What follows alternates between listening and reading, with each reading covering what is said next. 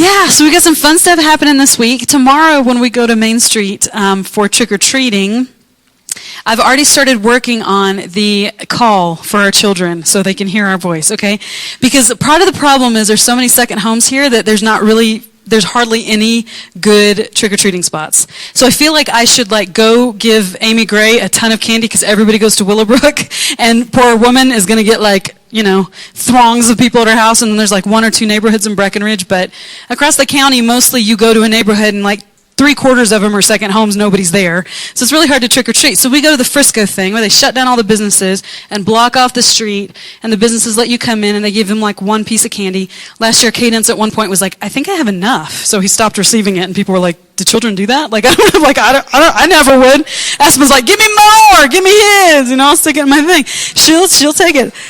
So I've been working on this week, and we actually worked on it this morning when we were over at a little park, and there was a little area where you could walk off. I wouldn't call it a hike necessarily, but we kind of walked off. Having them hear my voice and respond even when a lot of other people are talking, right? Because when we're on Main Street in Frisco, there are going to be lots of people. One of the things I love about it is you see all these people you haven't seen, maybe all summer, and you're like, hey, I see you down the street, and I can't tell who that person is. Oh, it's a funky vampire dude, the guy that I had jury duty with, or whatever. And so lots of people around. It's not that hard for a little kid to run in a business and then you're freaking out because you can't find them, right? So trying to get them used to hearing my voice. Now there's something about Ojala men that tunes my voice out about a half a second before I start somehow. I don't know. They're I didn't hear you. I'm I was standing right here and I was saying your name 1,000 times. And so he's really good at that. Just I didn't hear you. So I'm that can't be an excuse. You can't say I didn't hear you. You have to learn how to hear me. And you have to learn how to hear me with lots of other people talking. So you have to work really hard at tuning your ears to my voice and coming when I call for you. That's important when you have little kids in an area without a leash. Or we'll just do leashes. I don't know. We'll do something like that. Well, that's kind of what we're talking about tonight in terms of Jesus as the Good Shepherd. Okay, now in the early church, there were some pictures that people used to show kind of what Jesus was about. These are not chickens. I'm not sure why Kyle thought these were chickens, but they're sheep.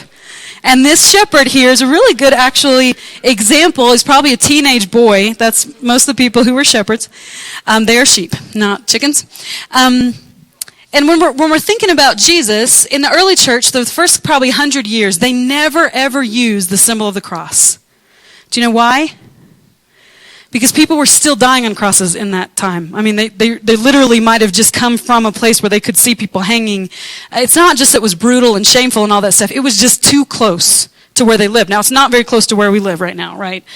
So we can kind of remember, I've heard this is really brutal, but we've never actually seen it. And that day, they still were seeing it. So they never, ever used a cross in the first 100 years as a symbol for Christians.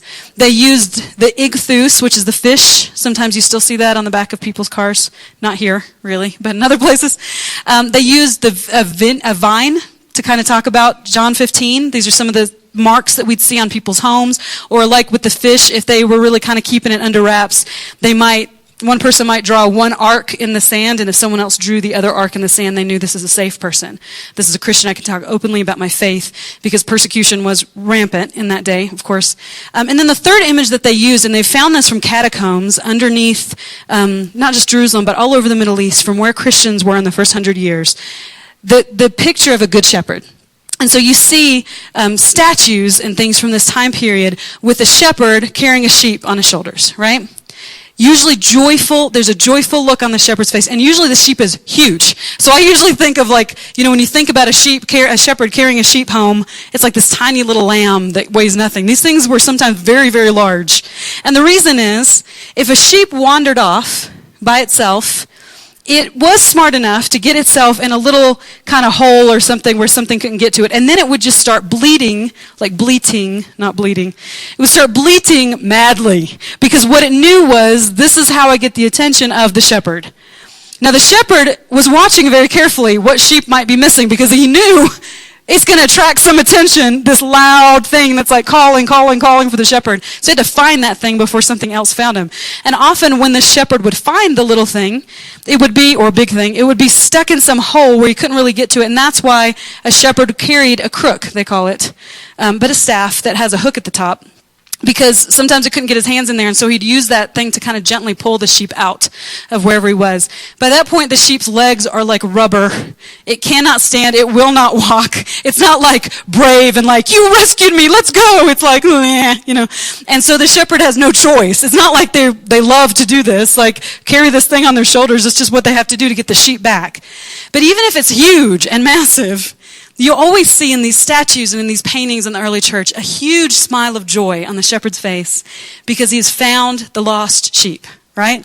And there are lots of places in the New Testament. We'll talk about some of them next month. We're going to be doing a whole month on missions and overseas missions and praying for other countries and thinking about ourselves in terms of what we have here and what they don't have and all those things. And we will be looking at the stories of the lost coin, the lost sheep, and the lost son. Jesus tells these in succession. He never really does that. He never really goes bam, bam, bam, but this was such an important message that he drops this on people. So we'll talk more about some of the other images that he gives us in the New Testament about being a shepherd. But tonight I just want to talk about John 10 because honestly there's so much there. I'll be lucky if I get through half of it. So John 10 is where Jesus says, I am the good shepherd. And what I love about John has all these stories in his gospel that none of the others have.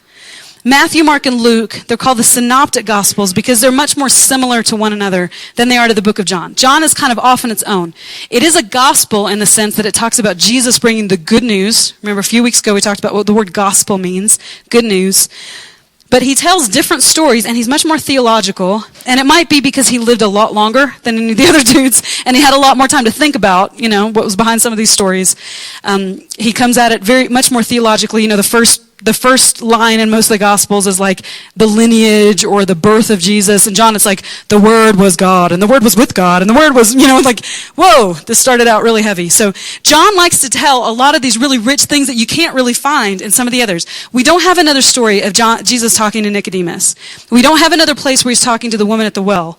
We don't have another place where he goes into such depth about being the good shepherd. And so it's really powerful to be able to read through this and pick up some of the imagery from this. And I'm going to be explaining some of the early Middle Eastern shepherding stuff because I don't be around sheep, you know what I'm saying? So I don't know most of the stuff, and you probably don't either. So we're going to start off with the first part, and we're just going to go through the chapter and see what we can draw out of this. Jesus is talking, and who's he talking to? He's just in the chapter before. He's healed someone, the Pharisees are angry about it, and he launches into this whole discussion with them about spiritual blindness. Okay? Like you are spiritually blind. And then he starts this. So this is who he's talking to when he starts teaching this.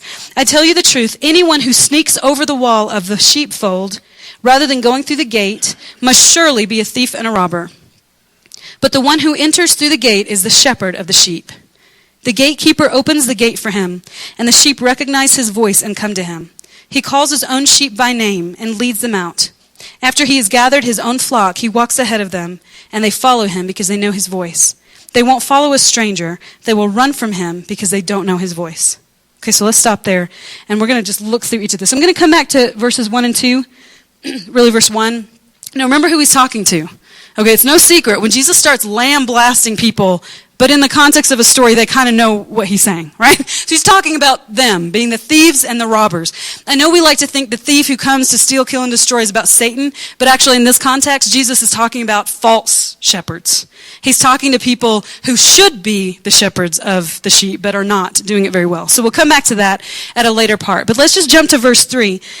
Let me just explain what's happening in this first part, because Jesus goes from one part to the next. He doesn't really explain it to us because they knew what was happening because they saw these things happening every day with sheep and shepherds. So the deal is every Middle Eastern family had 2, 3, 4 sheep. And you'd have these for clothing, basically, you know, and for whatever you could provide with it. But to go out and put a few sheep to pasture is kind of a pain in the butt, and nobody has time to do it. So they would kind of pool the sheep together, say on a given street. So if the homes like kind of open out to this back alley, all the homes on that street would hire usually a teenager. This is where we see David, right, as a young man. We see that picture of the shepherd is pretty typical of someone who would have this job. One man, young man, or two young women would serve as shepherds, and they would come in the morning and call the sheep. When the people who owned the sheep heard the call, they would open up the gate, and the sheep would go follow the shepherd. And they'd kind of go take them out during the day and bring them back at night, okay?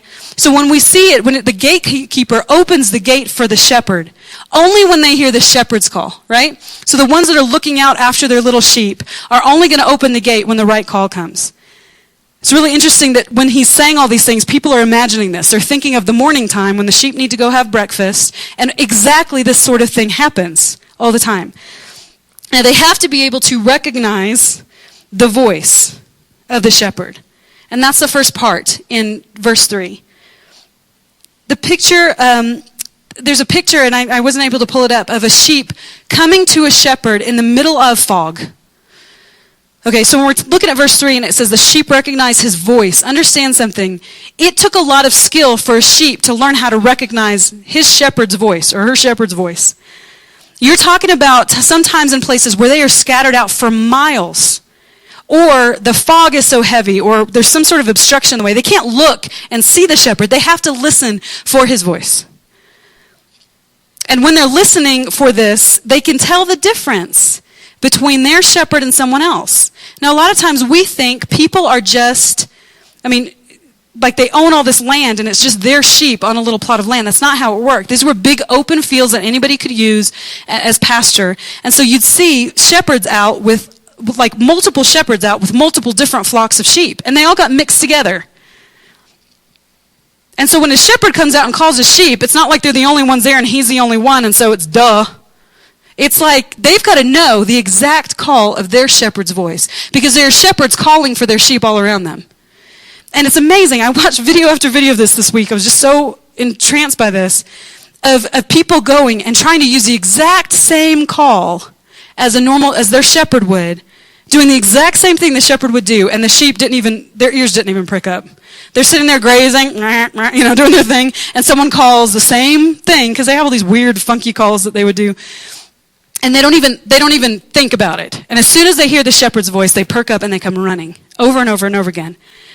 Going back to that part where we've got the scripture up there, because we're going to take a little bit more time on this. When it becomes necessary this is a quote that I was reading this week. When it becomes necessary to separate several flocks of sheep, because they had to, right? At some point, one shepherd's going to head home and all the other sheep are all mixed together. So when it becomes necessary to separate several flocks of sheep, one shepherd after another will stand up and call out, "Tahoo, tahoo," or a similar call of his own choosing. The sheep lift up their heads and after a general scramble, begin following each one his own shepherd. They are thoroughly familiar with their own shepherd's tone of voice. Strangers have often used the same call, but their attempts to get the sheep to follow them always fail. But you know what happens when there's a new sheep in the fold? They are super confused. Because all they've ever learned is, I only respond to my shepherd's voice. And so I saw an interview with a shepherd. He's like, "Oh, when we get a new sheep, it's such a pain. You go out and you call to them and they all come, and the one is like running around in circles. It's so confused, like banging its head against the wall. Like it has no idea what to do because all it knows is danger, danger, danger. That's not my shepherd's call. It takes day after day. Sometimes they leave it. They go out and eat and they come back and the shepherd's like, "Oh, where you guys been? Like you look really happy and you're not torn apart by wolves and you look full. Did you eat today? Okay. And time after time of seeing the sheep come back, finally it figures out, wait, this is a safe place to be. But it takes rewiring its little brain to hear a new call. That makes me think so much of people who first come into the fold, right, of Christianity. When they're brand new believers, it's like all they know is the other call. And when Jesus starts coming, it takes a while, right? To learn how he speaks, to hear his words. For a lot of us, we're doing this in the context of huddles. We're trying to hear the voice of God. And it takes practice, right? Week after week after week, we have to come back and we're like, I'm not really sure if that was what I heard or if it was something else. It takes practice. And that's the first thing that we're pulling out of this is it takes practice to hear the voice of the shepherd. It takes practice to recognize his voice. So after they recognize his voice, they come to him, which is another really good point. They recognize his voice, and then they come to him. So they don't just sit around and think, "Oh, I just heard my shepherd. which is, again, a problem that I have with my children. Oh yeah, I heard you. Like, why didn't you come? Last night they were at a party. I went outside. It was getting kind of dark. Cadence was running around with some friends. I went outside the door. I thought, we're going to practice this. We're going to see. And when I said, Cadence, now I could have gone and found him. And that's what I usually do. But I just wondered if he would hear me and he would come. Because if I have to go looking for him, I'm going to be kind of ticked. And he did. It took like a minute and a half or something. He finally pulled away from all the chatter of his little friends and kind of came running. And I'm like, okay, we were getting this down. You have to recognize the shepherd's voice, but then you have to come to him. You have to draw near to him, right? That's what we call abiding. It is a beautiful thing to see the sheep run. I saw this one video where they're scattered so far you can't see them. All you can see is fog. And the guy just starts, oh, yoy, yoy, yoy, yoy, yoy, or whatever his call is. And nothing for like 30 seconds, or you're just kind of watching. And then all of a sudden you see these little dots, and they're coming from everywhere you can think, running as hard and fast as they can to the shepherd. They just come right up and they're like, what are we doing? You know, and they're just like, what's happening? Yeah, we heard his call, we came. And it just occurred to me, I thought, I want to be the very first sheep that takes off running when I hear his voice. I want to be the first one that's like, there goes the shepherd. Let's go, guys. And takes off. They come to him, and then it says he calls his own sheep by name. And this is a beautiful thing, too, in the area of covenant. It's not just that we know him. It's also that he knows us. This is a quote from a shepherd. One shepherd in the Lebanon district was asked if he always counted his sheep each evening. He replied in the negative, and then was asked how he knew if all his sheep were present. This was his reply. Master, if you were to put a cloth over my eyes and bring me any sheep and only let me put hands on its face, I could tell in a moment if it was mine or not. That's how well the shepherd knows his sheep. That's how well Jesus knows us. It's not just that we're supposed to know him and obey. It's that he knows us really, really well. He can feel, a good shepherd can feel right away, even without counting, there's somebody missing. And that's how Jesus is. He knows exactly what we think. He knows how we feel. He can put his hands on our face and know exactly if we're his or not. Isn't that beautiful? And leads them out. He calls his own sheep by name and leads them out. Kingdom stuff, right? When they come to the shepherd and they're standing there, they don't just lay down and start eating again. They know something's going on. When he calls us, we're going somewhere. We're moving. Kingdom stuff. In verse 4, after he has gathered his own flock, and we're going to see this in another minute, the point is not just to bring one or two shepherds around. The point is to gather a flock. We are part of a flock. You know, you never see a picture of a shepherd with one sheep. Ever noticed? He has a whole flock. He's just somehow able to care for each one in the midst of the flock. Beautiful. Then he walks ahead of them. So Jesus never stands behind us and is like, go ahead. I know it's dangerous. I know you don't know where you're going. I know you've never been here before. But go ahead, I'm behind you. He always walks ahead. He always goes before us. He always shows us the way. It's like in the Lord's Prayer. Lead us not into temptation. He's always leading us. You ever notice that? He's never pushing from behind. He's always going first and opening up the way for us. And they follow him because they know his voice. Not because they can always see him. Not because it makes sense. Not because they understand a whole lot. They follow him because they know his voice. And when the shepherd calls, right away they know. Because they've learned again and again and again. Over time, they've learned he's trustworthy. He's looking out for them. He's caring for them. They won't follow a stranger. They will run from him because they don't know his voice. And I love that. They're not going to follow somebody who's not their shepherd. Jesus is basically standing there saying, the people who really belong to me are not going to be fooled by you guys. False shepherds, they're not fooled by you. You can be as pompous as you want. You can act as religious as you want. You can have all the power and all the positional authority on the earth, and yet they know when they see me. They know when they hear my voice because I am their shepherd and we know each other. This is not a hired position for me. Recognizing his voice takes practice. It takes practice for any good sheep, and that is who we are. So that's the first thing that we learn from this. And in recognizing his voice, we have to tune out all the other voices. Okay? So when someone's trying to hear my voice, they have to intentionally not hear all the other voices because there are a lot of voices in our world, right? Sometimes Jesus is calling to us and he's the only one in the room. Sweet, that's easy. We get to walk away from that and say, I know that I heard him because he's the only one talking. But most of the time, there's a whole lot of noise going on around us. And we're sitting there thinking, was that God? Was it not God? And so that's the second part of this. The only way to really know is that when we think it's him, we got to follow. We got to try it. We got to experiment. We got to dip our toes in and say, I think that was God. Now, it's better if we experiment in smaller decisions and not so much the biggies that are going to change our life till we really, really, really know. But I used to think, I don't know how many years I had this happen in my life where I was like, okay, I'm kind of hearing something. Is this God? Is this not God? Is this me? Is this Satan? Is this just other people? I assumed that would go on for my whole life. My whole life. I am going to have to wonder all the time if this is God or something else. You know what I didn't even realize this till today. I can't remember the last time I wondered if it was Jesus or some other voice. I cannot remember the last time I sat down and was like, let me figure it out. Because year after year of this practice, week after week, month after month of practicing, that was him. Oops, that was not him. Okay? Oh, sorry everybody. I thought that was God. That is not God. I'm going to back up a second and go the other way now. It's been so long of doing that. Honestly, at this point in my life, I do not know the last time I sat down and said, I'm not really sure if that's God speaking to me or not. There is a place that we can get to where we can recognize his voice so well that we just know. That's a sheep coming for a shepherd. It's not impossible. It's part of what we're supposed to do. So go on to the next part. John 6:10. Those who heard Jesus use this illustration didn't understand what he meant, so he explained it to them. I tell you the truth, I am the gate for the sheep. All who came before me were thieves and robbers, but the true sheep did not listen to them. Yes, I am the gate.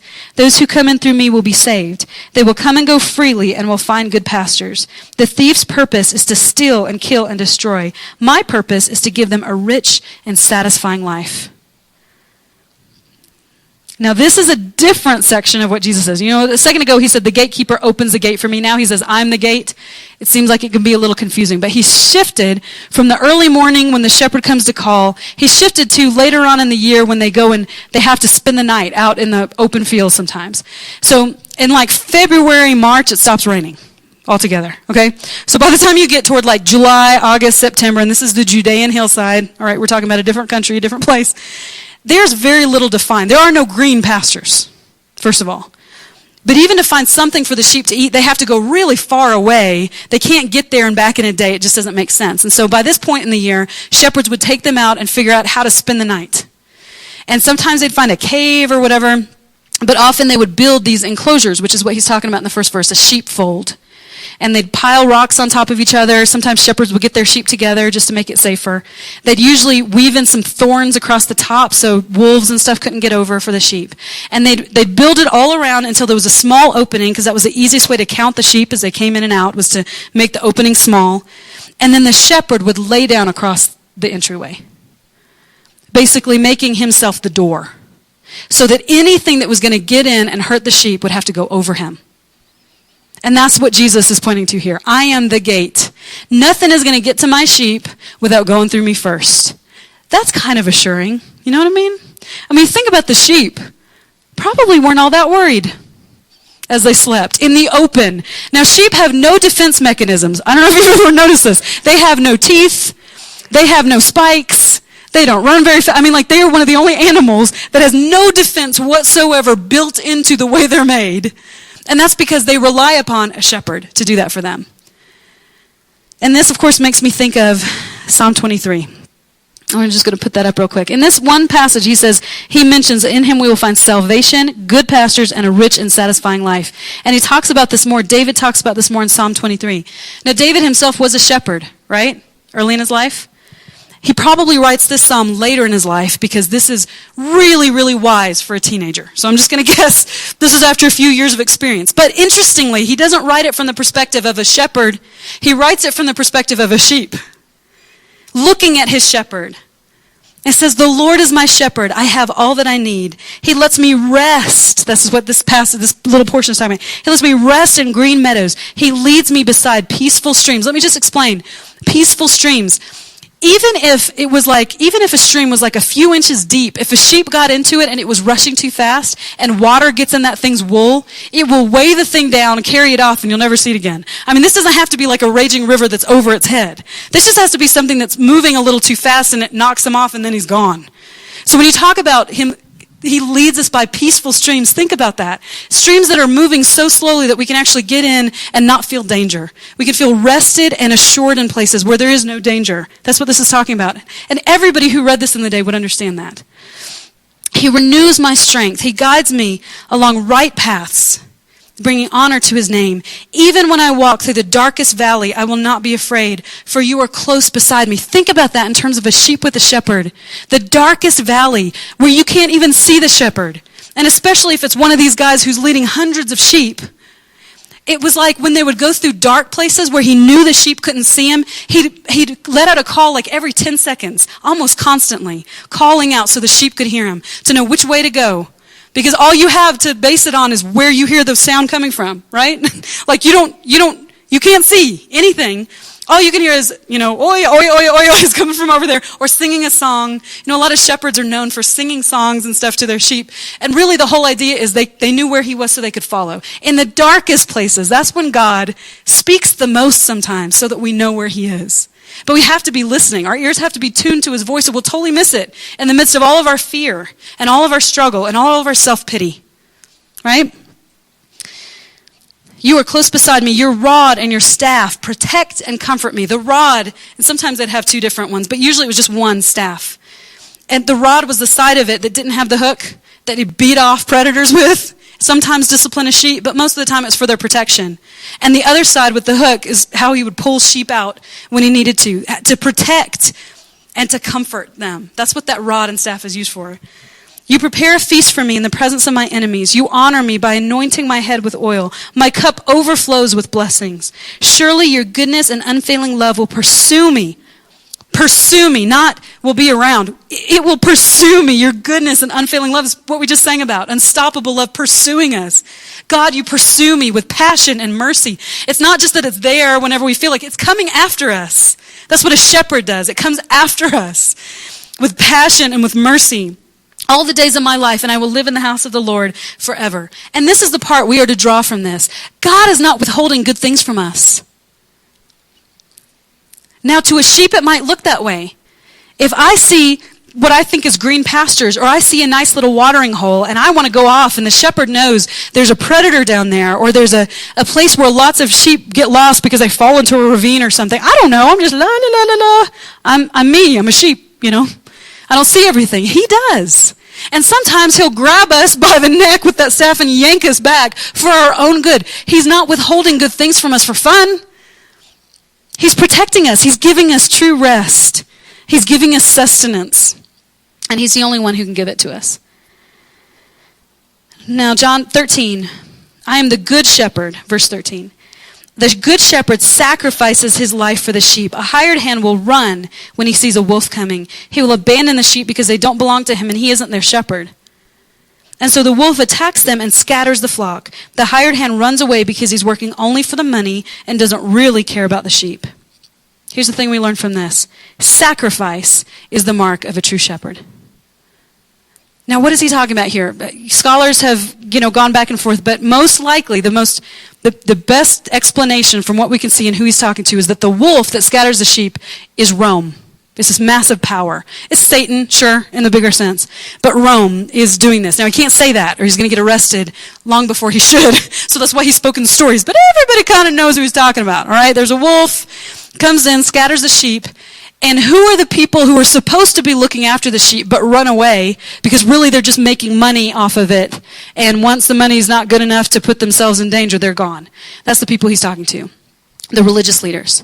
The high priest of the day, his entire family had made his way into that position generation after generation by paying off the Romans, basically. I mean, everybody at the time knew it. They all hated it, that these people are becoming wealthy off of the sacrifices of the people, all that, but they couldn't do anything about it. And Jesus is saying right up front, you are hired hands, and you're not true shepherds, because as soon as danger comes your way, you're going to take off, because you don't know the sheep, you don't love the sheep. Look at how the Pharisees treated people. But I am the good shepherd. And when the wolf comes after me, he can scatter the flock, I'll drive him away, but I will even give up my life. There's nothing worth my sheep. Now, I think about sheep, I think, have them, take them. You know what I'm saying? Like if you need it that badly, wolf, go ahead. But the fact is, this is their entire sustenance. They can't live as a family if their sheep get picked off. And I saw some videos of wolves attacking flocks and the way a shepherd would come after that. I mean, dogs, in some parts of the world, dogs are really used a lot, shepherding dogs, of course, different various kinds of shepherds. And they will fight to the death for these sheep because it's really important. They're important to these families. They can't live without them. But even more so, they're important to the shepherd. A shepherd knows all his sheep by name. It's not like just some animal. These are really, really important to him. And so he's willing to even lay down his life. And that's how you know the difference. Jesus is basically saying, some people take off, some people will lay down their lives. I'm the second one. And that's how you know that I'm for real and these guys aren't. Sacrifice is a mark of a true shepherd. A true shepherd will always lay down something on behalf of his sheep.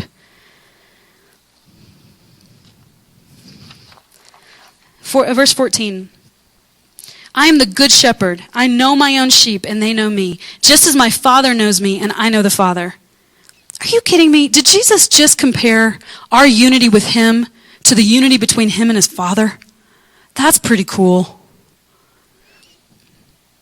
They know me, just as my Father knows me, and I know the Father. That's actually awesome. What? So I sacrifice my life for the sheep. I have other sheep, too, that are not in this sheepfold. We'll look at some of them next month when we look at the rest of the world. I must bring them also. They will listen to my voice, and there will be one flock with one shepherd. One flock, one shepherd. And so we need to really remember in the context of this, we are meant to be only one part of a whole flock. And we rarely see Jesus ever discipling people one-on-one. Have you ever noticed that? Sometimes. People come to him, he answers questions. It's completely appropriate for him to do so.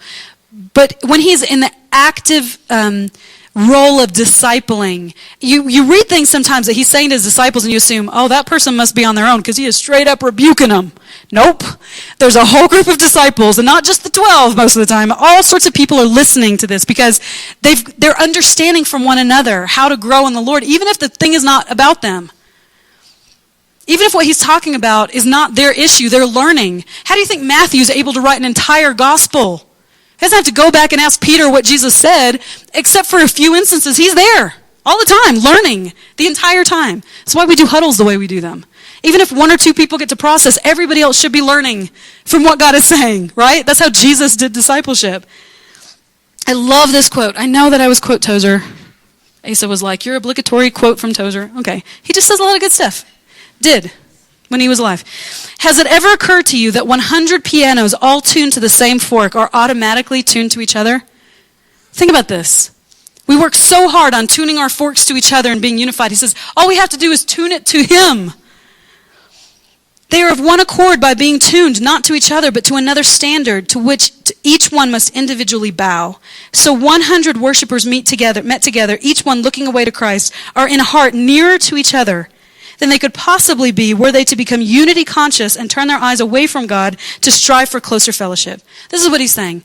Sheep get places not because they're looking at each other and trying to figure out what's happening, because they hear the shepherd's voice and the shepherd's going one way, right? And so if they're all listening to the shepherd, they're all going the same direction.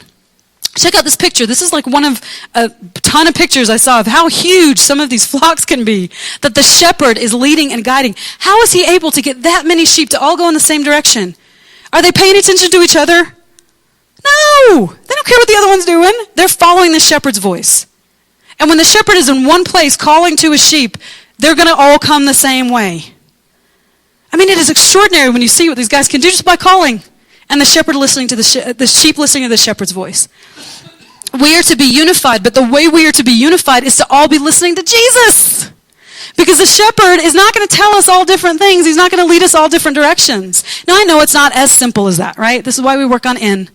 And we take time to build relationships with each other and all this stuff, because it's not just as easy as like, we all love Jesus, so we're all going to always get along. We got to work on it somewhat. But really, when it comes down to the basically, if I'm listening to the Lord and you're listening to the Lord, we're going to come together at some point, right? Verse 17, this is the end. The Father loves me because I sacrifice my life so I may take it back again. No one can take my life from me. I sacrifice it voluntarily, for I have the authority to lay it down when I want to and also to take it up again. For this is what my Father has commanded. When he said these things, the people were again divided in their opinions about him. Some said, he's demon-possessed and out of his mind. Why listen to a man like that?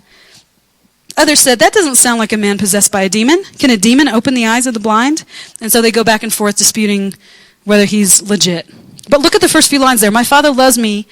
I sacrifice my life. No one can take my life from me. I sacrifice it voluntarily, for I have the authority to lay it down when I want to and also take it up again. And here's the deal with this. This is what we remember by this little passage. He's in control. Jesus never lost control of his life. He laid it down when it was the right time, when he knew it was the right time. This is why he talks like this. It says so many times it's like he talks in riddles and he says things because his time had not come yet. He knew exactly what he was doing.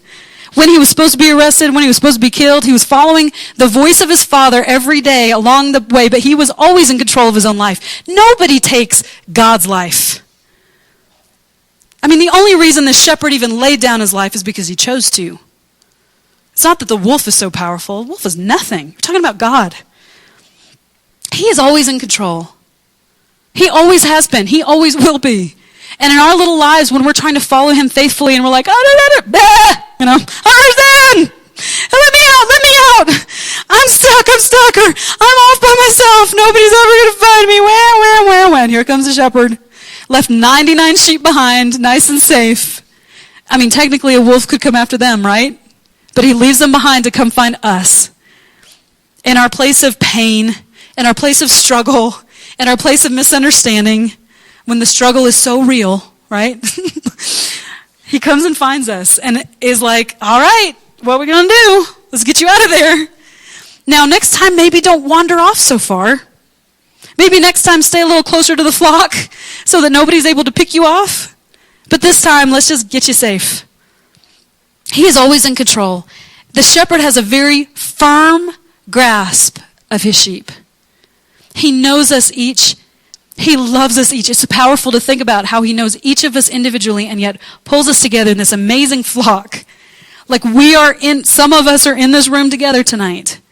We are on this journey together, following his voice. And when one of us gets off somewhere, the other one can be like, hey, come along. You're heading off the wrong direction, dude. You're going to find yourself at some nasty little crag. It's not because God's being all mean to you. It's because the world is dangerous. And you're a sheep. So you don't even know how to defend yourself. All we have is that shepherd's staff. And you better hope he's ready to fight off some vicious animal and sacrifice his life for us. So stay a little closer. Or wander off if you want to. See what happens. Your choice. We get to do that together. And then we get to go out and be like, hey sheep, you don't have a shepherd, apparently. You're in trouble. I mean, look out around our county. Sheep without a shepherd. Talk about sheep without a shepherd. Everybody wants to think they're a wolf, you know. I'm able to take care of myself. I can go out and do anything I want. No, we're all sheep. The only way we work is if we have a shepherd. We sit down around a table, the table that God lays out for us, in the presence of our enemies, right? We sit down around this table and we enjoy the rest and the green pastures, which were impossible to find most of the time. I mean, that is like wealth he's basically showing us. And all of a sudden we look around and we realize, oh, you know what? Not all of these seats are taken. There's some empty seats at this table. Somebody should be sitting in them. It's nice that we get all the good stuff, but we don't really deserve it, right? So let's go out and find some people who need to be sitting here. They're going to resist having a shepherd because maybe they've been able to do whatever they want, but they haven't been finding rest. They haven't been protected. It's amazing they're still alive out there all by themselves. And maybe we can help kind of bring them in a little bit to the flock, to the family of God. That's up in and out right there. The good shepherd gives us rest, draws us to himself, takes pleasure in us for some reason. Still not sure exactly why. Then he brings us together in this beautiful, dysfunctional, crazy, ugly little flock with all of our flaws and all of our wanderings and all of our like, get out of here, this is my food, you know, whatever it is that we do to each other. And then he encourages us to take a look outside and bring in people who have nothing. The way I want to end this, we're going to leave this up for just a minute. I want you to look at this list. And I want you to ask the Lord just for a moment, there's a lot. And like I said, I hardly get to a fraction of it. I just, have to stay on time. There's a lot in this one chapter where Jesus talks about himself this way. And of course, he then turns it around and in many places says this is what any kind of spiritual leader should be, an under-shepherd. Where an under-shepherd is the kind who will give up his or her life, not just for the shepherd, but also for the sheep. That's Christian leadership, basically. We don't have time to do any of that. But, look at what he said about himself. To follow him, we have to recognize his voice, and that takes practice. Maybe the Lord is talking to you about that. Maybe he's saying, you got to work a little bit harder on tuning out those other voices. Because there are times that I help you, and you just set it aside, and you just let them all come in. Or maybe you need to take a little bit more risk when you think it's him, because you're never going to learn completely unless you try it and fail. And try it and get it right, and try it and fail 3 times and then get it right twice. That's how we learn. That's how we grow. He offers an abundant life. So maybe tonight you've just kind of forgotten. Maybe you've gotten a little taken him for granted. I don't know. That he's there, the shepherd's there, sure he's there. And forgotten that he is laying across. He has done it. He has laid across that door. He has actually laid down his life and sacrificed everything. Just like Matt was talking about during worship, has sacrificed everything for us. And that requires gratitude. Love, loyalty, gratitude. That he offers us an abundant life. And maybe some of us just aren't taking advantage of that. We've decided that we don't deserve an abundant life, or we shouldn't look for it. He gives us rest. He gives us everything we need. That's an abundant life. Sacrifice is the mark of a true shepherd. Maybe we just need to meditate tonight on his sacrifice. Maybe we're not taking full advantage of the flock. We're still trying to be one little sheep following a shepherd's voice and ignoring everybody else. He might be speaking to you about that. And then the last one, that he's in control. That he can handle it. That he always has been able to. That he could control it when it was his life. He can certainly control yours. So let's just give it a second for God to speak to us about whatever it is he's saying tonight. Because remember, we want to hear what God's saying to us, and then we want to go do something about it afterwards. And as you're considering that, and all those are on the back of the bulletin too, so you can take it with you. We're going to put up Psalm 23. We're just going to play a song for reflection tonight. And I fit all of Psalm 23 on this slide just so you can read through it. And again, just sit with the Lord and ask him, is there any part of this that I'm missing out on, that I'm not taking full advantage of? And then we'll end together in just a few minutes.